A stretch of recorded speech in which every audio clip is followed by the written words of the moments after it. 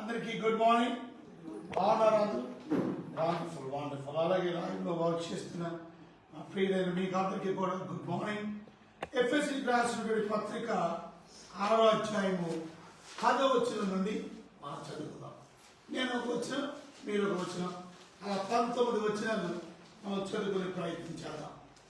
గత రోజు నిన్నటి రోజు మనం సకల ఆపాం, అది మనం పూర్తి చేసుకుంటాం. ఎఫ్ఎస్సీకి రాసిన పత్రిక 6వ అధ్యాయం 10వ వచనం నుండి 19వ వచనం.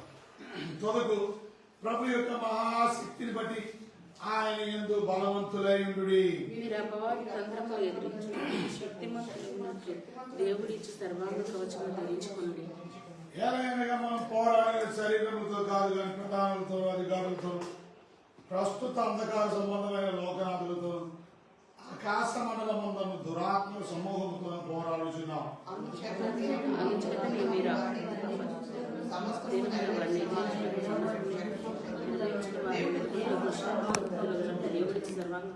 ఏలైనగా మీ నడుమునకు దట్టి కట్టుకొని సత్యమును దట్టిని కట్టుకొని నీతైన మైమరువు తొడుక్కొని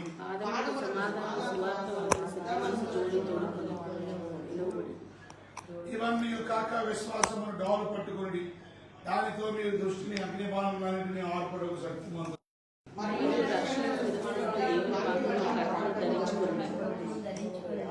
ఆత్మ వల్ల ప్రతి సమయమందు ప్రతి విధమైన ప్రార్థనలను విజ్ఞాపనలు చేయొచ్చు. ఆ విషయమై సమస్త పరిశుద్ధుల నిమిత్తం పూర్ణమైన పట్టుదలతో విజ్ఞాపన చేయొచ్చు. మేలకుగా ఉండు.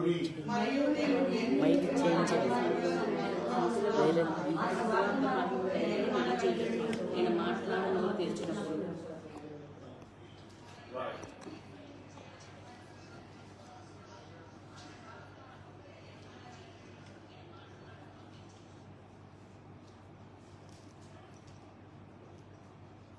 వేరే మైక్ మార్చు.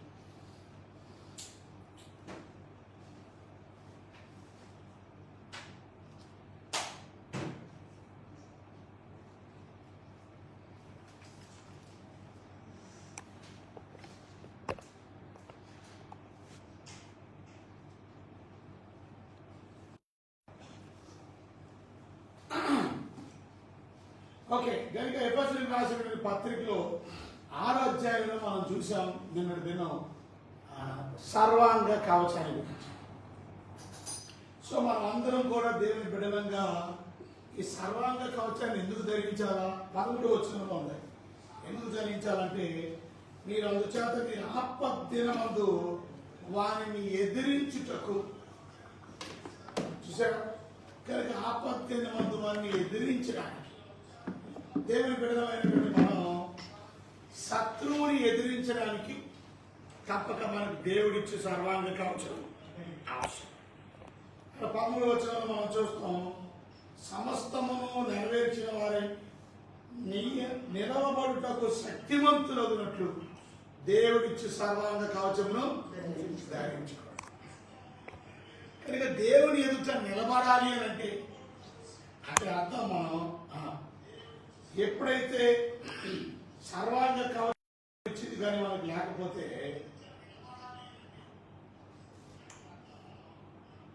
మనము నిలబడలేము, భక్తి పడిపోయే ప్రమాదం. సో తప్పక మొదటి శత్రువుని ఎదిరించడానికి, ఆ యుద్ధంలో నిలబడడానికి తప్పక మనకి సర్వాంగ కవచం కావాలి. దేవుడిచ్చే సర్వాంగ కవచం. దేవుని బిడ్డలమైనటువంటి మనం ఈ సర్వాంగ కవచాన్ని గురించి మనం చదివాం. ఎక్కడుంది సర్వాంగ కవచం గురించి? అక్కడ 12వ వచనం నుంచి మనం చూస్తాం.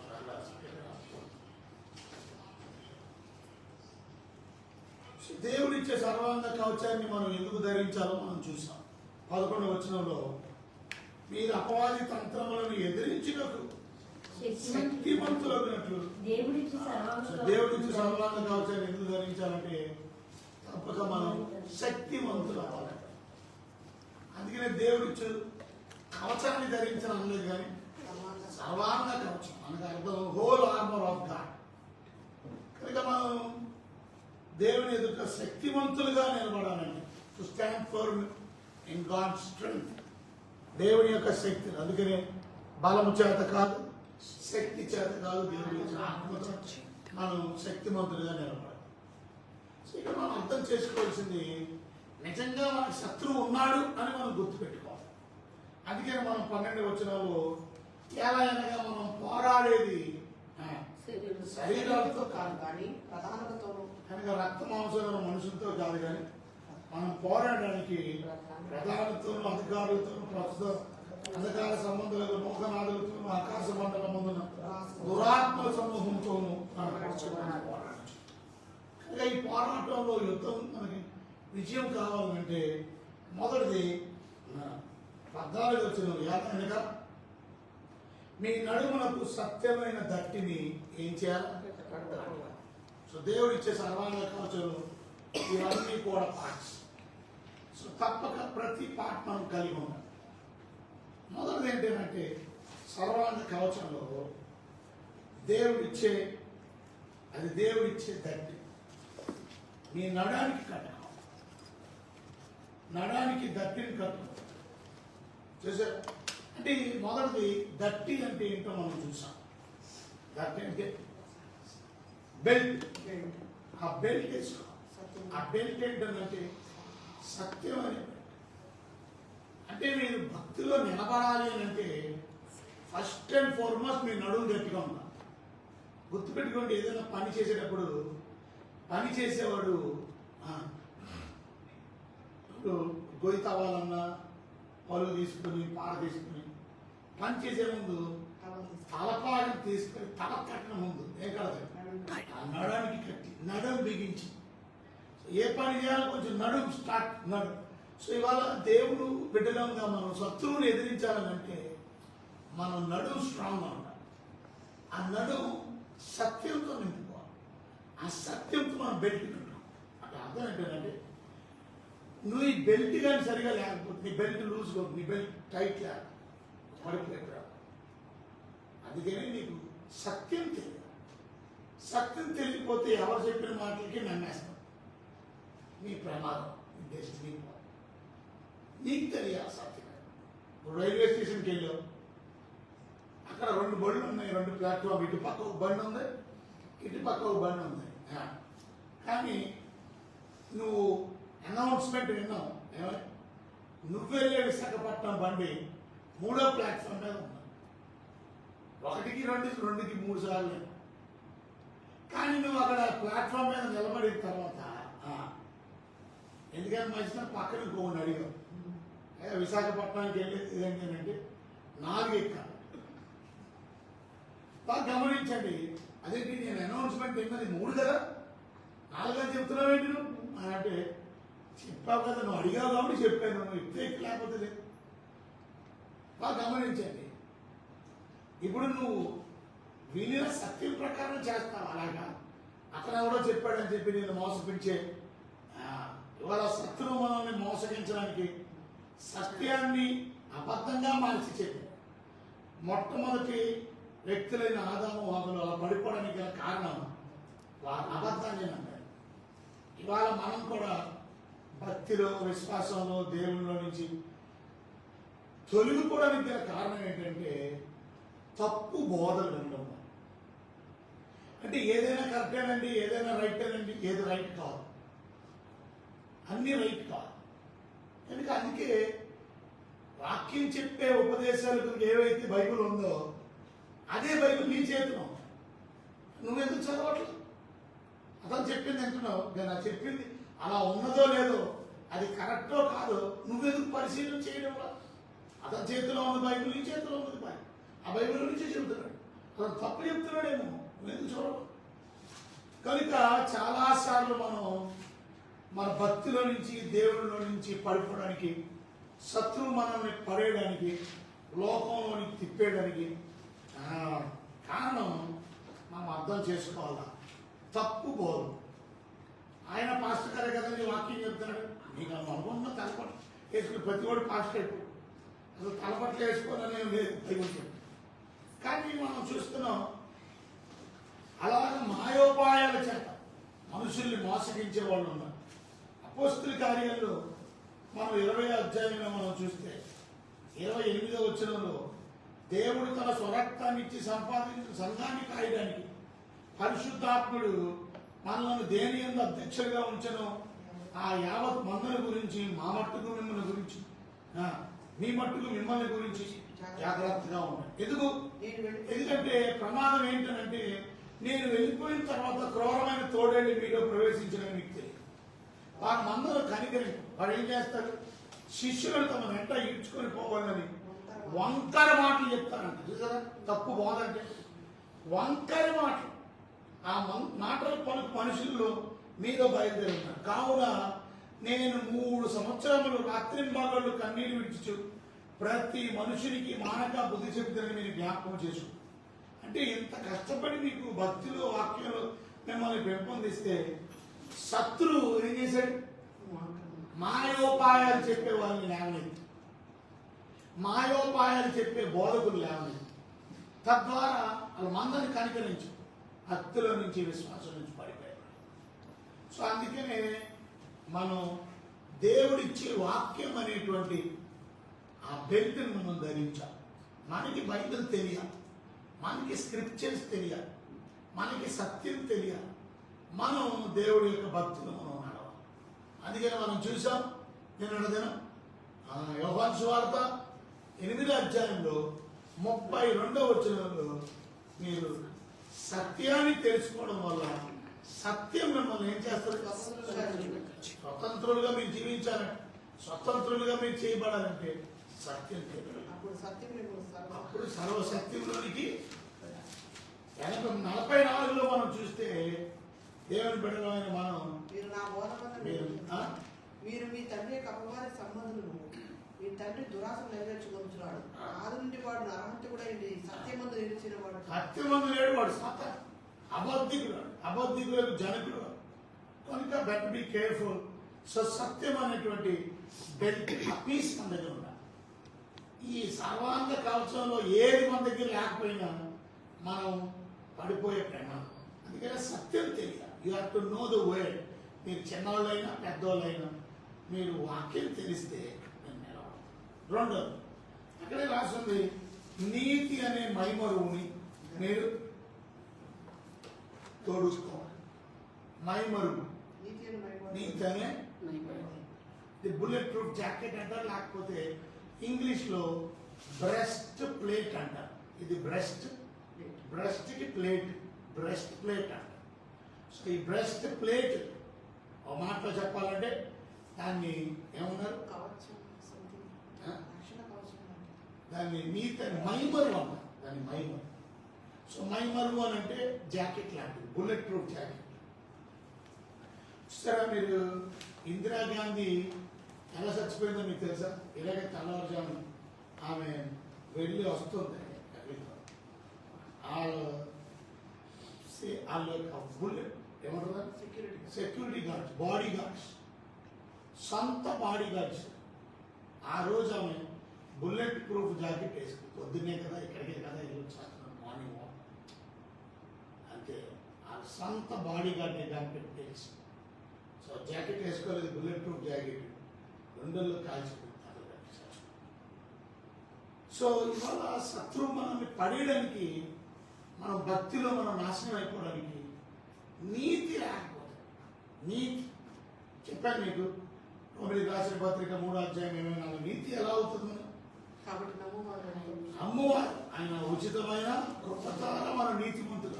సో నీతిమంతులు ఎలాగైనా మనం దేవుడు మనకి ఇచ్చినటువంటి నీతి, విశ్వాసం ద్వారా నీతి అనే కవచాన్ని దేవుడు మనకి ఇచ్చాడు. నీతి. సో ఆ నీతిని దేవుడు చూస్తే, నీతిని బట్టి నేను ఇచ్చే నీతి ధరించాడు కనుక నిన్ను ఎప్పుడు కనుగరిస్తాను. ఆ నీతిని ఎప్పుడు మనం ధరించాం. నీతి అనే మహిమ. అబ్రహాము దేవుడిని నమ్మాను, నమ్మకం మనల్ని నీతిగా చేస్తాం. సో మనం నీతి అవ్వాలంటే దేవుడు ఏం చేశాడు మనం చూసాం. ఏం చేశాడు? కొరింథీయులకు రాసిన 2వ పత్రికలో 5వ అధ్యాయం 21వ వచనంలో మనం చూసాం. కొరింథీయులకు రాసిన పత్రిక 5వ అధ్యాయం 21వ వచనం ఏమని? ఎందుకనగా ఎందుకనగా మనం ఆయన యందు ఆ, దేవుని నీతి ఎగనట్లు అది ఆయన నీతి అగునట్లు. నీతిమంతులు అవ్వాలంటే పాపం ఎరుగుని ఆయన పాపం ఎరగని ఆయన మన కోసం మన కోసం పాపముగా చేశాడు. పాపంగా చేశాడు. సో ఆయన ఎందుకు పాపముగా చేయబడ్డాడు అంటే నీతిమంతులు అయినటువంటి మనం అనీతిమంతులైనటువంటి మనం ఏమవడానికి చెప్పండి. దేవుని నీతి.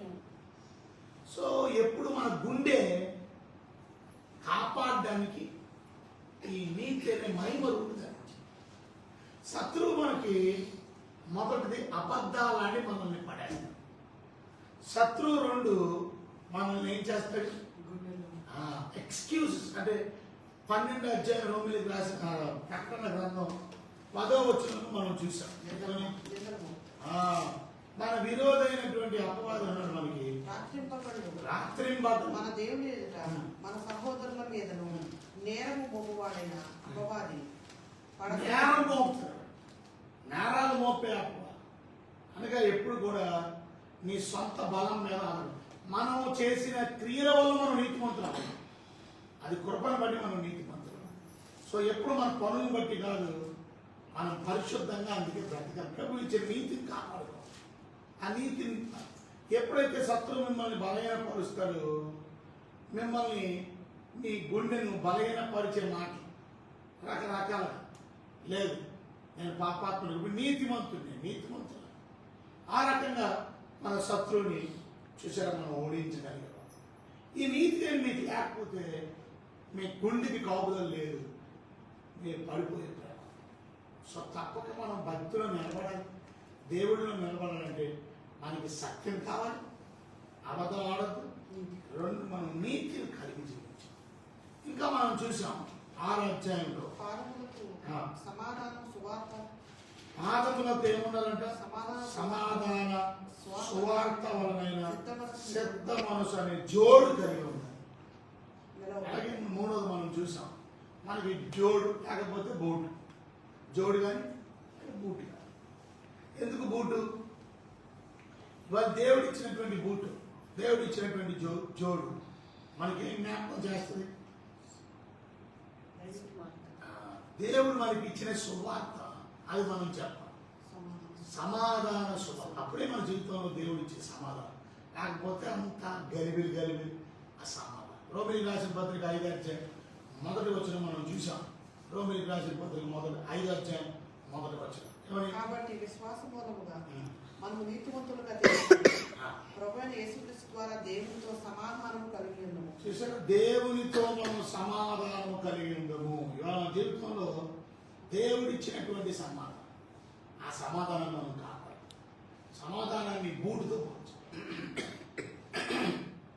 ఆ జోడు మనం జరిగించుకున్నప్పుడు అంటే మన జీవితంలో ఎవ్రీ టైం ఆ షూ వేసుకునే ఉండాలి. ఆ షూ ఎప్పుడు తీస్తామంటే దాని అర్థం ఏంటి? సిద్ధపాటు అనేది బూటు, సమాధానం అనే బూటు. అంటే దాని అర్థం ఏంటంటే ఇప్పుడు మనం బయటికి వెళ్ళిపోతుంటే చెప్పులు వేసామంటే అర్థం ఏంటి? ఎంతమంది మీలో చెప్పులు వేసుకొని లేదా బూట్లు వేసుకున్న తర్వాత నిద్రపోయారు, బూట్లు వేసుకున్న తర్వాత మంచం ఎక్కారు, బూట్లు వేసుకుని ఎవరు చేయరు. ఎప్పుడు మంచం ఎక్కాలంటే ఏం చేయాలి? బూట్లు వేసారు, చెప్పులు బూట్లు వేసుకున్నాం అంటే అర్థం ఏంటి? రెడీ టు గో, వెళ్ళిపోవడం, రెడీ టు గో. ఇవాళ సువార్త చెప్పడానికి కమ్మనలేదు దేవుడు, ఏమన్నాడు? మీరు వెళ్ళి సర్వలోకానికి సర్వ సృష్టికి వెళ్ళి go and make disciples. So తప్పక మనం ఎప్పుడూ రెడీగా ఉండాలా. మన చుట్టుపక్కల ఉన్న వారికి, పక్కన వారికి, పైకి, అప్పటికి వార్తను చెప్పడానికి దేవుడి గురించి మంచి మాట. సో ఎప్పుడు రెడీ, సిద్ధ మనసు. ఆ సిద్ధ మనసు కలిగినటువంటి జోడేసుకో. అప్పుడు మన జీవితంలో ఏమొస్తుంది? సమాధానం వస్తుంది. కనుక సువార్త ఎప్పుడు కలిగి ఉండాలి. ఇప్పటికి 3 విషయాలు మనం కలిగి ఉండాలి.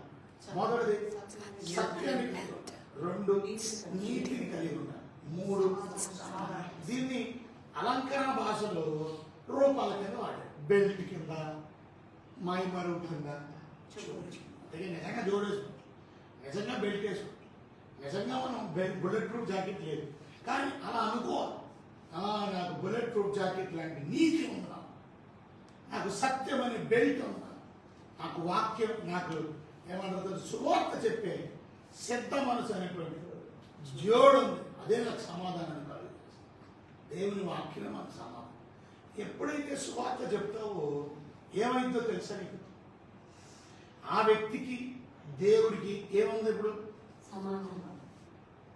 సువార్త చెప్పకపోతే ఆ వ్యక్తికి దేవుడికి ఏముంది? అసమాధానం. ఎందుకని? ఎప్పుడైతే దేవునికి దూరంగా ఉంటారో వారి జీవితంలో ఏముండదు చెప్పండి? ఎందుకని? ఆపదలు చేసే అపరాధాల వల్ల దేవునికి దూరమైన సమాధానం.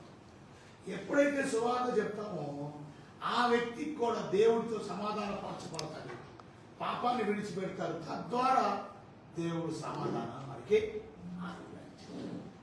సో ఇవాళ 3 విషయాలు మనం విన్నాం. మొదటిది, దేవుని బిడ్డలైన మనం మర్చిపోకూడదు, నీతి కలిగి. దాని తర్వాత సమాధానం అనేటువంటి సిద్ధ మనసు అని చూడడం. 4వది మనం చూసినట్లయితే ఇప్పుడు గాలి కలిగి విశ్వాసం. ఒక క్రైస్తవుడికి ప్రాముఖ్యమైన ఉండవలసినవి మర్చిపోకండి. సత్యం కలిగి ఉండాలా, నీతి కలిగి ఉండాలా, సువార్త కలిగి ఉండాలా, విశ్వాసం కలిగి. ఇవి నీకు కలిగి ఉంటే తప్పక నువ్వు శత్రువుని ఓడించగలవు. ఇందులో ఏదో ఒకటి నీ లేకపోయినా శత్రువుని ఓడించడానికి అవకాశం తగ్గిపో. నువ్వు ఎదిరించలేవు, నువ్వు పోరాడలేవు, నువ్వు విజయం సాధించు. కనుక విశ్వాసం మనం కలిగి. విశ్వాసం అంటే ఏంటి? హెబ్రీయులకు రాసిన పత్రికలో చూసాం 11వ వచనం. నిరీక్షించబడుతున్న వాడి దేన్నైతే నిరీక్షిస్తున్నావు, దేన్నైతే ఎదురు చూస్తున్నావు, అవి ఉన్నాయి. పరలోకం ఉంది నేను నమ్ముతున్నా. దేవుడు ఉన్నాడు, మా దేవుడు లేడు, దయ్యం లేదు, పరలోకం లేదు, పరలోక గెలవం లేదు నమ్ముతున్నా. కానీ నేనైతే నీకు చూసావా చూడ. అందుకని అక్కడ రాసింది 2వ బిట్లో. మొదటిది నిరీక్షించబడుతున్న వాటిని నిజస్థరపు అదృశ్యమైనవి, అంటే కనబడలేని. అదృశ్యం అంటే దృశ్యం కనబడ. ఇప్పుడు ఇది కనబడుతుంది, ఈ బాటిల్ కనబడదు నీళ్ళు, కానీ ఇవాళ నేను ఇక్కడ చర్చిలో ఉన్నాను, గాలి పీల్చుకున్నాను, కానీ గాలి మాత్రం నేనేం చేయలేను. బట్ గాలి ఉందా లేదా? గాలి లేకపోతే బతకడం కష్టం. ఒకరోజు దేవుడు 4 దూతలను పంపించి 4 కార్నర్స్, తూర్పు, పడమర, ఉత్తరం, దక్షిణం గాలిని బిగబెట్టారు. ముద్ర వేసుకున్నారు. అప్పుడు చనిపోతుంది. అర్థం చేసుకో. గాలి లేకపోతే బ్రతకడం కష్టం. అందరికి ఫ్రీగా ఆక్సిజన్. మొన్న కరోనా టైంలో ఆక్సిజన్ సిలిండర్లు ఎంతెంత అమ్మారో తెలుసు. మనుషులు డబ్బులు లేక, సిలిండర్లు లేక, అది అవైలబిలిటీ లేక గవర్నమెంట్ హాస్పిటల్ అందుబాటు చాలా మంది చనిపోయేవారు. ఆక్సిజన్ సిలిండర్లు అందుబాటులో. సరే ఫ్రీగా మనకు దేవుడు కాడిస్తుంది. ఆ గాలి మనకు కనబడదు, కానీ పొందన్నాం, ఎదుగు పీల్చుకున్నాం. వాళ్ళ దేవుడు ఉన్నాడు. ఆయన లేకపోతే సృష్టి లేదు, మనుషులు లేదు, ఎవరు లేదు, ఉన్నాడు కాబట్టి. కనుక ఆయనను గుర్తించాం. సో నిరీక్షించబడుతున్న వాడి నిజస్వరూపము విశ్వాసం. అదృశ్యమైనవి ఉన్నాయనడానికి రుజువు. ఇది విశ్వాసం. సో తప్పక మనం దేవుని బిడ్డలంగా విశ్వాసం కలిగి జీవి. శత్రువు ఏం చేస్తాడు? అగ్నిబాణం చేస్తాడు. అగ్నిబాణం ఏంటి? అనుమానం, అపనమ్మకం, అవిశ్వాసం, భయం. ఎన్ని బాణాలే, రకరకాల భయం. కొన్నిసార్లు మన గుండెల్లో భయం అయిపోతుంది. ఆ భయం నోడించాలంటే ఏం చేయాలి? విశ్వాసం నిజంగా అది మనం ఏం చేయదు. ఎందుకు? ఏముంది? మైమరు ఉంది కాబట్టి. బాగా చెప్పారు, మైమరు ఉంది కాబట్టి, బుల్లెట్ ప్రూఫ్ జాకెట్ ఉంది కాబట్టి ఆ బాణం ఇప్పుడు కొట్టిట కానీ అయినా నీకు డౌన్ ఉండాలి. విశ్వాసం ద్వారా ఏమో అంత మాట ఇక్కడే కొట్టక్కర్లా, ఇప్పుడు ఎక్కడ కొట్టచ్చు, ఒక్కొక్కగా కొట్టచ్చు. కానీ హెల్మెట్ ఉంది కానీ ఇక్కడ కొట్టు. కానీ కాపాడుకున్నాను, ఎక్కడైనా కాపాడుకోండి. బుల్లెట్ ప్రూఫ్ జాకెట్ ఉంది కదా అని నువ్వు దీన్ని ఉపయోగించకపోతే ప్రమాదం. గుర్తుపెట్టుకోండి, మీ జీవితంలో ఏది మీరు సాధించాలన్నా మీకు విశ్వాసం ఉండాలి. ఇప్పుడు మీరు ప్రార్థన చేయడానికి వచ్చారు, మీ ప్రార్థనకి దేవుడు జవాబు ఇవ్వాలన్నా విశ్వాసం ఉండాలి. మీ ప్రార్థన దేవుడు వినాలన్నా విశ్వాసం ఉండాలి. సో విశ్వాసం అనేది చాలా ఇంపార్టెంట్. సో అందుకనే వాక్యాన్ని చదివిన, సువార్త చదివిన మనం, సత్యాన్ని తెలుసుకున్న మనం సత్యమైన వాక్యాన్ని, ఆయన వాగ్దానాల్ని నమ్ముతున్నామని, ఆయన వాగ్దానాల్ని నమ్మాలి. ఫెయిత్ అంటే ట్రస్ట్ ఇన్ హిస్ ప్రామిసెస్. ఆయన వాగ్దానాల్ని మనం నమ్మాలి. దేవుడు ఇచ్చిన వాగ్దానం మనం నమ్ముతున్నామా, విశ్వసిస్తున్నామా? సాతాను పెట్టే అగ్ని బాణాలు, అది అనుమానం అవని, భయం అవని, అది శోధన అవని, ఇవన్నిటిని ఓడించడానికి ఏముండాలి? మరి డాల్ ఉండాలి, విశ్వాసం అనే డాల్. సో విశ్వాసం అనే డాల్ ద్వారా దేవుడిచ్చే ఆ గొప్ప ఆశీర్వాదాలు మనం గుర్తు చేసుకోవాలి. విశ్వాసం ద్వారా మనం ఏమేమి సాధించాం. నిన్నటిదైనా చెప్పాను, ఏమన్నాను? ఇప్పుడు ఒక సాధన వచ్చింది నీకు, ఇప్పుడు ఒక ఇబ్బంది వచ్చింది నీకు, ఇప్పుడు ఒక భయం వచ్చింది నీకు, నువ్వు విశ్వాసం ద్వారా ఏం గుర్తు చేసుకోవాలా? Very good.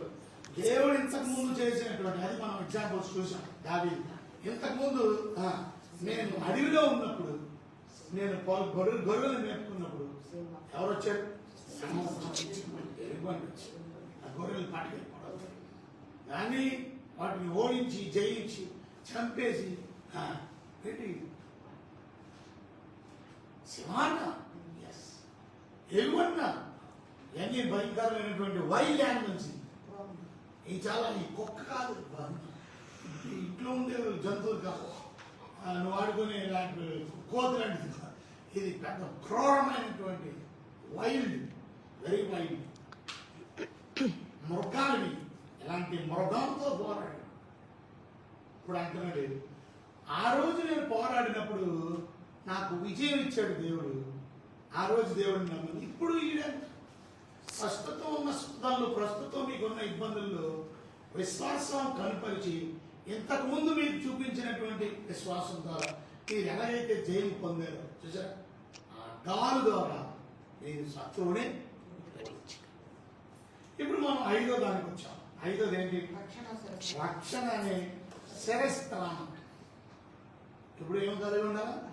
మర్చిపోతున్నారా మీరు? మర్చిపోకండి. మొదటిది సత్యం, రెండు నీతి అని, నీతి మూడు సువార్త. ముందు చెప్పండి, ముందు పదాలు చెప్పండి.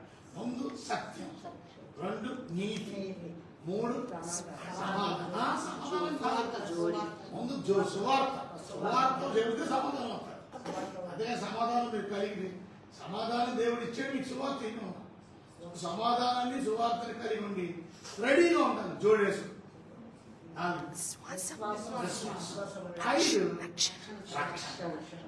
ఎంతమంది రక్షించబడ్డారు?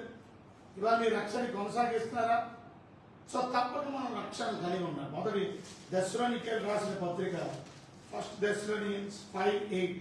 మొదటి దశలోనికేయులు రాసిన పత్రిక 5వ అధ్యాయము 8వ వచనం మనం చూసినట్లయితే, మనం పగటి వారమై ఉన్నాం కనుక అది మత్తులమై ఉండక విశ్వాసము, ప్రేమ అనే కవచాన్ని, రక్షణ, నిరీక్షణ అనే శిరస్త్రాన్ని ధరించుకొని. సో ఇవాళ రక్షించబడినటువంటి మనం ఆ రక్షణ కార్యాన్ని ఎప్పుడు గుర్తు చేసుకోవాలి. ఎందుకని రక్షణ కార్యం గుర్తు చేసుకోవాలి చెప్పండి? ఎందుకని రక్షణ కార్యం? సైతాన్ ఎలా అటాక్ చేస్తారు మనల్ని?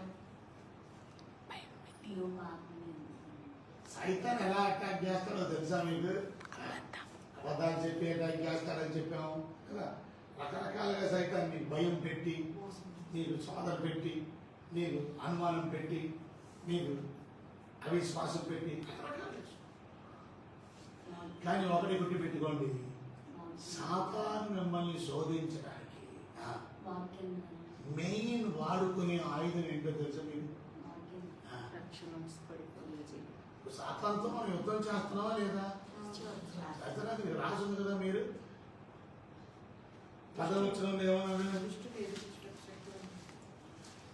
ప్రభు యొక్క మహాశక్తిని బట్టి ఆయన బలవంతులను ఎందుకంటే అపవాది తంత్రములు ఎదిరించుటకు మీరు శక్తిమంతులకు దేవుడి సర్వాంగ కావచ్చు మనం పోరాడేది అంటే మనం పోరాడుతున్నామా లేదా ప్రధానులతోనూ ఇంకా అధికారులతోనూ ప్రస్తుత అధికార సంబంధమైన లోకరాజులతో ఆకాశ మండలం ఉన్న దురాత్మ సమూహంతోనూ పోరాటం.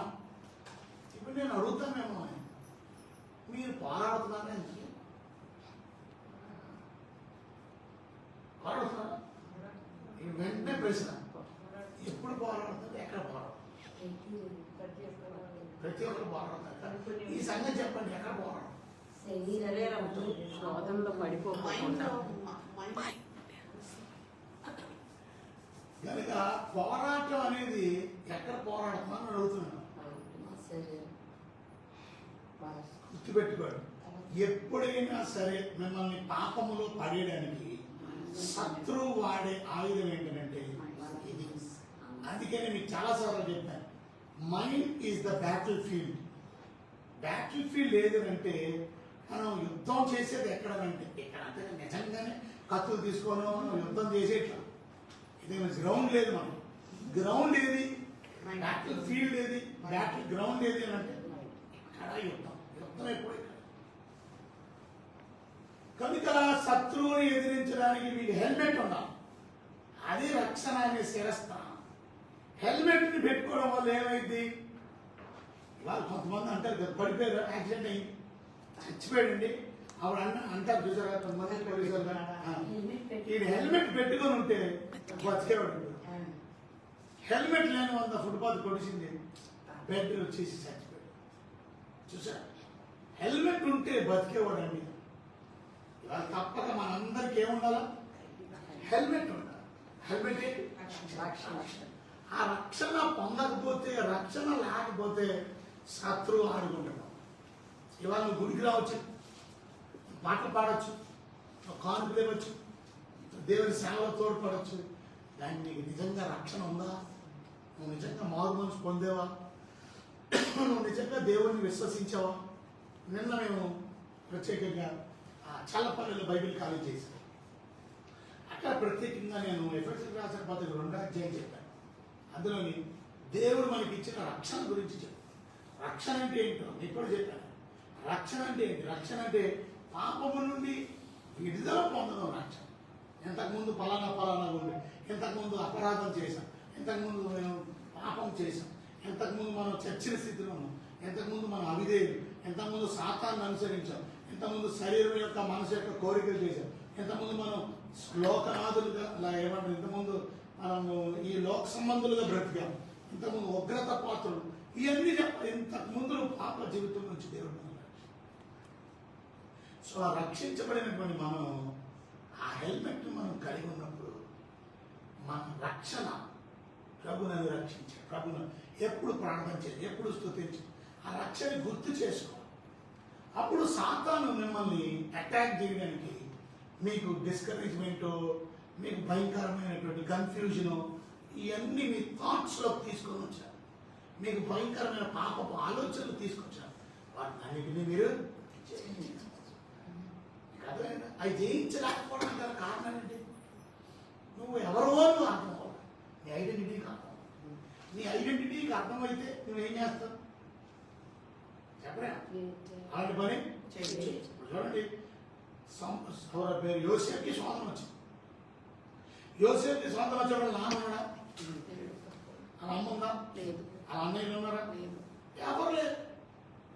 ఇంకొకటి ఏంటంటే ఆవిడ ఉన్న పనులు కూడా పంపించేసి అందరికీ సెలవు ఇచ్చేసి, ఆమె చెప్పిన మాట ఏంటంటే మన ఇంట్లో ఇంకెవరో లేరు, నువ్వు నేనే.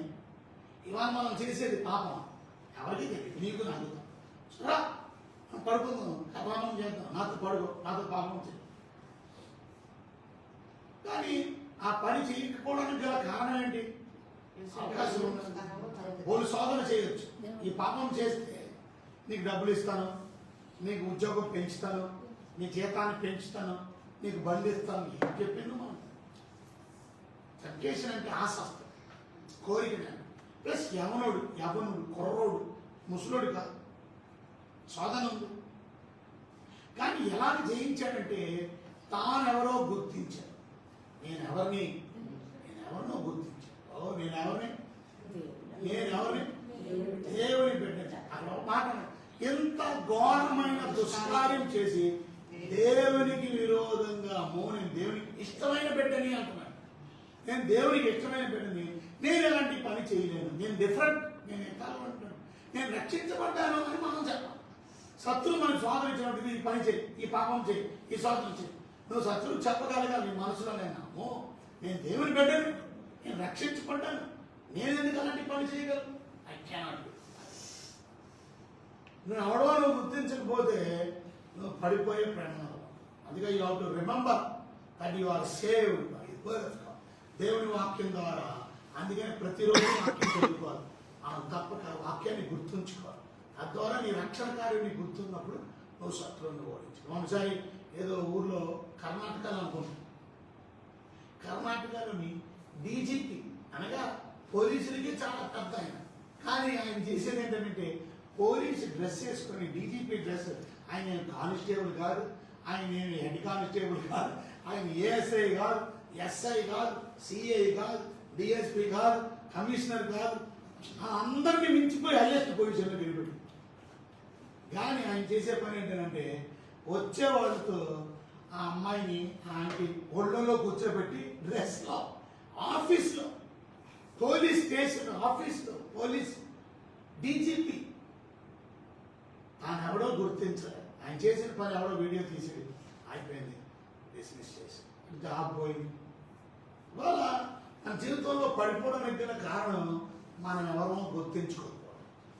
నువ్వు మామూలుడు కాదు, నువ్వు రక్షించుకొని నువ్వు పరలోకానికి వెళ్ళావు. నీ కొరకు దేవుడు సిద్ధపరిచింది ఏంటి? రాబోయే యుగం కొరకు. రాబోయే యుగం కొరకు తండ్రితో పాటు పరలోకములో నిన్ను కూర్చోపెట్టడానికి. మనం ఏమనుకుంటాం? ఈ యుగంతోనే లాస్ట్ అనుకుంటాం. యుగం ఒకటే ఉందని. అందుకనే ఈ యుగ సమాప్తి ఎప్పుడు, ఈ యుగం ఎప్పుడు సమాప్తం అయిపోద్ది? ఈ యుగం ఒకరు సమాప్తం అయిపోద్ది. ఇంకొక యుగం ఉంది, ఇంకొక యుగం ఉంది. ఆ యుగంలో కొరకు మనల్ని ముందే దేవుడు రక్షించాడు.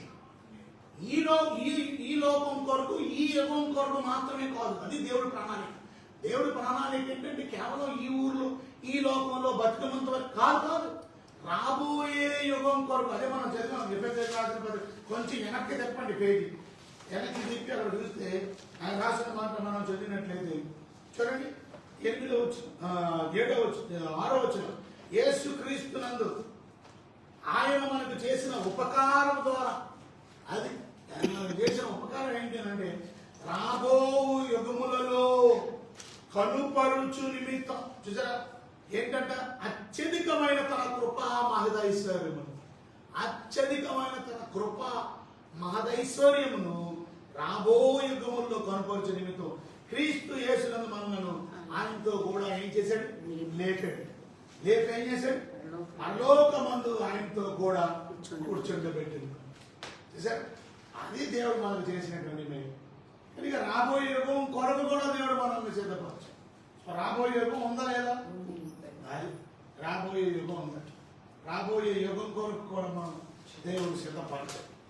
కనుక 21 చదవండి. 1వ అధ్యాయం 21 చదవండి. ఉత్తరంలో నుండి 1 ఎఫెసీయులు 1:20-21. ఆయన బలాతిశయము చేతను క్రీస్తు మృతుల నుండి లేపి సమస్తమును ఆధిపత్యము కంటే, అధికారం కంటేను, శక్తి కంటేను, ప్రభుత్వం కంటేను ఈ యుగమందు ఇంకోసారి రాసింది ఇక్కడ.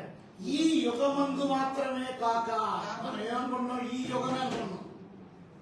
యుగం ఈ యుగమందు మాత్రమే కాక రాబో యుగమందును, రాబోయే యుగం, రాబోవు రాబోయే యుగం నందును, ఈ యుగమందే కాదంట, రాబోయే యుగమందును. మనం ఏమనుకున్నాం? ఈ యుగం అయిపోతే అయిపోయింది అనుకున్నాం. అందుకని శిష్యులు అడిగారు యేసుప్రభువా, ఈ యుగ సమాప్తి 2012లో సినిమా వచ్చింది. ఏంటో యుగ సమాప్తి, యుగాంతం. యుగం అంతం అయిపోతుంది. అయిపోతే అంతం అయిపోతే నీ జీవితం అయిపోవాలి. నీకు ఇంకొక యుగం ఉంది.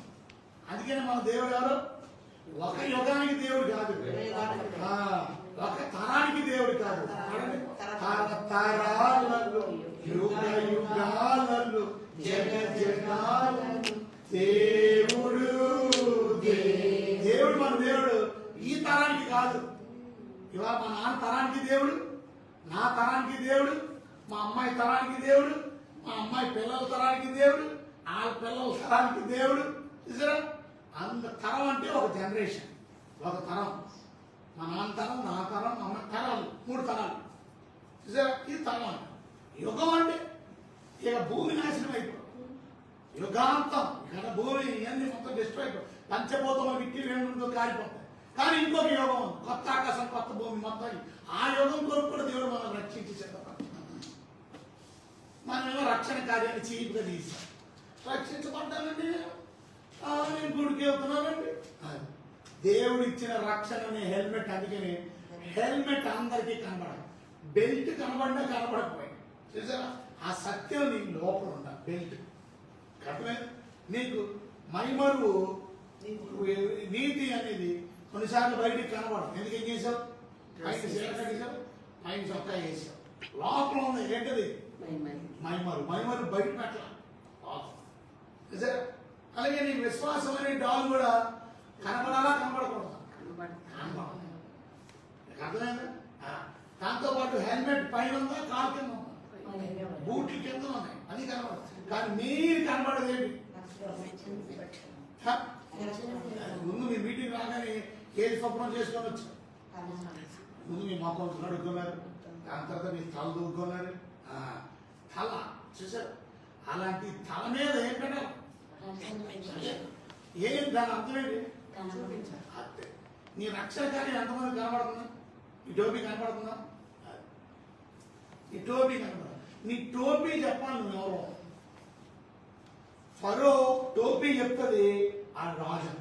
ఫరో టోపీకి పాము సింబల్ కూడా ఉంటుంది, అలా పగలెట్టిన పాము సింబల్ టోపీ. ఫరో రాజు అందరికీ ఉంది. అదే అందుకనే దేవుడు ఎవరు మోషేకి నీ కర్రపడేమా, ఆ కర్రపడేస్తే పాము అయిపోయింది. కారణం ఏంటి? కారణం ఏంటంటే ఇదిగో మోషే, ఇప్పుడు నువ్వేం చేయాలి? మళ్ళా దాన్ని తాకట్టుకోవాలి. తాకు పట్టుకుంటే ఏమైంది? ఇప్పుడు ఫరో ఎవరి చేతులు?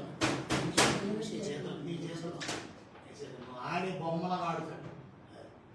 ఎందుకంటే ఆయన సింహాసనం, పాము నీ చేతి, కర్ర నీ చేతి, ఆ కర్రే పాము. సో ఇవాళ మనం నేర్చుకోవాల్సింది సింబల్, టోపీ కదా.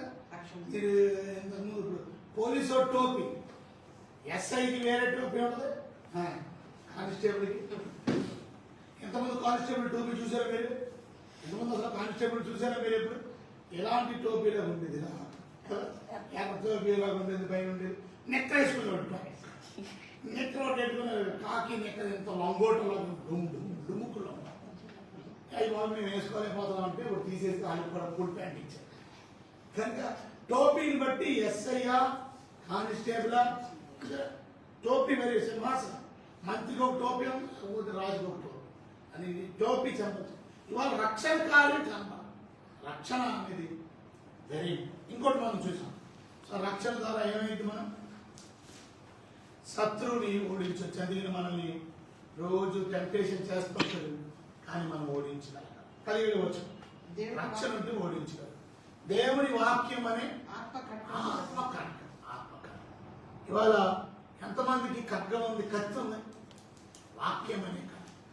ఇప్పటికి మనకి ఇంపార్టెంట్ ఈ 6 కూడా మనకి చాలా ఇంపార్టెంట్. వాక్యం అంటే మొదటిది సత్యం ఉండాలి, 2 నీతి ఉండాలి, 3 సువార్త ఉండాలి, 4 విశ్వాసం ఉండాలి, 5 రక్షణ ఉండాలి, 6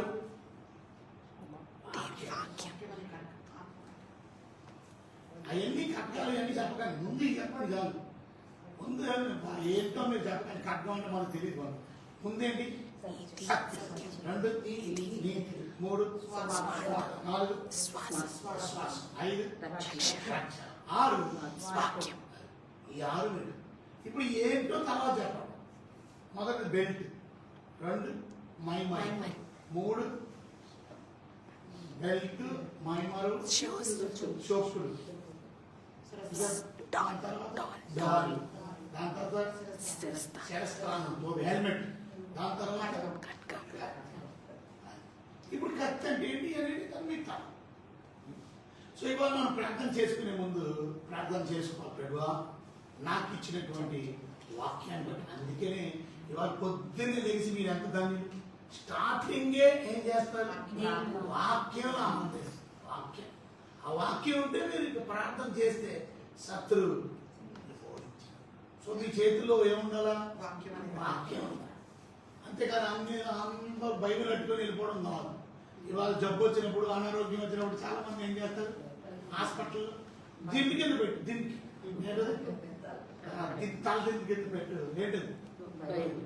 దిండి కింద పెడితే ఏముండదు, పెట్టకపోతే ఏముండదు. ఏంటి దిండి కింద పెట్టుకోవడం? కాలు కింద పెట్టుకోవడానికి కాలు ఇది ఇచ్చింది. ఇదేం దిండి కాదు. దిండిని ఏం చేస్తావు? కొన్నిసార్లు కాలు దగ్గర పెడతావు, తర్వాత ఏం చేస్తావు? కాలు దగ్గర పెడతావు. నీకు ఎలివేషన్ లేదనుకోండి, నీ గుండెకి రక్తం సరిగ్గా సరఫరా అవ్వట్లేదు అనుకోండి, అందుకని గర్భిణీ స్త్రీలకి కాళ్ళు ఊపుతుంది. ఇప్పుడు ఏమంటారు? కొంచెం కాలు దగ్గర ఏం పెట్టి దిండి అంటే కొంచెం ఎలివేషన్. ఎప్పుడైతే కాళ్ళు ఎలివేట్ అవుతాయో, కాళ్ళు పైకి లెగిస్తాయో, గుండెకి రక్తం అందుతుంది. కాళ్ళు కిందకి వేస్తే గుండెకి కాలు ఎదుగుతుంది రక్తం. రేపు పొద్దున్న తల దగ్గర పెట్టినాడు, రేపు ఎప్పుడు పెడతావు? దీన్ని ఉపయోగించినట్టు కాలు దగ్గర పెడతాడు. అలా కాదు, ఇది దిండి దగ్గర పెట్టడం వల్ల నీకేం ఉపయోగం. కానీ ఇదేం చేయాలా? చదవాలి. ఇదేం చేయాలా? కంఠస్థ పెట్టాలి. ఇదేం చేయాలా? నేర్చుకోవాలి. అప్పుడు మీరు శత్రువుని ఎదిరించాలి. ఇప్పుడు శత్రువు ఏదైనా మాట మాట్లాడు. శత్రువుని ఎదిరించాలంటే నీకేం కావాలా? అందుకనే వాక్యాన్ని, అందుకని మీరు మాటి మాటికి చెప్పిస్తున్నారు. సత్యం ఉండాలా, నీతి ఉండాలా, మీకు సువార్త ఉండాలా, మీకు విశ్వాసం ఉండాలా, రక్షణ ఉండాలా. ఎందుకు ఇలా చెప్పిస్తున్నాను? వాక్యం అనేది మీకు చూడకుండా గుర్తుందా. ఇప్పుడు చూడండి, యేసు ప్రభు ఆజ్ఞలో ఇప్పుడు శత్రువు వచ్చాడు. ఈ రాళ్ళు రొట్టెలు అయిపోయి చేసేచ్చు కదా, ఆకలితో ఉన్నాం, 40 రోజులు భోజనం చేయలేదు, తిను తిను తిను తిను. అప్పుడు ప్రభు ఏమన్నాడు? మనుషులు రొట్టె వల్ల మాత్రమే కాదు, దేవుడు. అది ఎక్కడి నుంచి మాట్లాడాడు ఆయన? ద్వితీయోపదేశకాండం 8వ అధ్యాయం 4వ వచనం నుంచి మాట్లాడాడు. ద్వితీయోపదేశకాండంలో ఉన్న ప్రతి వాక్యం ఆయన చూపించాడు. అంటే అప్పుడు చట్టం ఉంది కదా, అప్పుడు ఆదికాండం, నిర్మకాండం, లేవికాండం, సంఖ్యాకాండం, ద్వితీయోపదేశ టోరాన్ని తీసి అక్కడ ఇప్పుడు టోరాన్ని వేస్తూ అది శత్రువా రాళ్ళని రొట్టెలు ఎగ్బోర్డ్ చేసామన్నాం కదా. ఒక నిమిషం, ఎక్కడ ఉంది ఇది? చెప్తా, నాకు కంగారు పడతాను అన్నాడు కదా. చోట కూడా చెప్పేసి వాక్యం అనే ఖడ్గం నీ దగ్గర రెడీగా ఉండాలి, పొదునుగా ఉండాలి, సార్పుగా ఉండాలి. ఖడ్గం ఉంది కానీ ఆ ఖడ్గానికి ఏం లేదు, పదును లేదు. ఎందుక పదును ఉండాలి చక్కగా. వాక్యం దేనికి దానికి టక్క టక్క తీయగలిగా, దేనికి దానికి శత్రువుకి ఓడించడానికి టక్కున వాక్యం తీయాలి. అది తీయగలగాలంటే చదవాలి వాక్యం, శత్రువుని ఓడించు. సో మనుషుడు రొట్టె వల్ల మాత్రమే కాదు, దేవుడి నోట్లో నుంచి వచ్చే ప్రతి మాట వల్ల. అంటే శత్రువుని ఓడించడానికి ఆయనకి వాక్యాన్ని ఏం చేశాడు? కంఠస్థ పెట్టినట్టు వాక్యం. మనం కూడా వాక్యంలో ఇప్పుడు కంఠస్థ పెట్టాలి, వాక్యం చదవాలా. వాక్యంలో శత్రువులు మనం ఏం చేయగలుగుతాం చెప్పండి? ఓడించగలుగుతాం. ఇప్పుడు చెప్పండి ఎన్ని ఉన్నాయి? ఈ అన్నిటితో పాటు ఏముండాలా? ఇది రేపు మనం ధ్యానం చేస్తాం. సర్వాంగ కవచంలోనే ఇప్పుడు 2 భాగాల కింద విభజించాము. మొదటి 4 చెప్పారు, ఇప్పుడు 3, 2 చెప్పారు. దాంతో పాటు రేపు అసలైంది వీటితో పాటు ప్రార్థన ఉండాలి. ఆ ప్రార్థన గురించి ప్రభావ మీకు వందనాలు, స్తోత్రాలు. సర్వాంగ కవచం ద్వారా శత్రువుని ఎదిరించగలం మేము. ఇవాళ సర్వాంగ కవచం అంటే ఏంటో, మాకు సత్యం అనే వాక్యం ఉండాలి, సత్యం అనే మీరు ఉండాలి. మీరే సత్యం, మిమ్మల్ని కలిగి ఉంటే ప్రభావ మా జీవితంలో నీతి, మేము నీతిమంతులుగా విశ్వాసం ద్వారా నీతిమంతులు. మా జీవితంలో ప్రభావ మేము సువార్త చెప్పి సువార్తను కలిగి ఉంటాం. సువార్త ద్వారా సమాధానం, సువార్త ద్వారా అశ్రద్ధ మనసు మాకు. సువార్త చెప్పడానికి ఎప్పుడు కూడా రెడీ ఉంటాం. అప్పుడే మేము ఓడించగలుగుతాం శత్రువు. శత్రువును ఓడించాలంటే మా జీవితంలో విశ్వాసం ఉండాలి. విశ్వాసమే మాకు విజయం. విశ్వాసం ద్వారానే మనం ఓడించగలుగుతాం. ఆ రోజు గొలియాతుని ఓడించాడంటే విశ్వాసమే. అగ్ని గుండంలో నుంచి బయటికి వచ్చారంటే షడ్రకు మేషకు అబేద్నెగోలకి విశ్వాసమే. సముద్రం పాయలేదంటే విశ్వాసమే. ఆ గుడ్డి బత్తమయ్య తన కళ్ళు వచ్చి స్వస్థత పొందాడంటే విశ్వాసమే.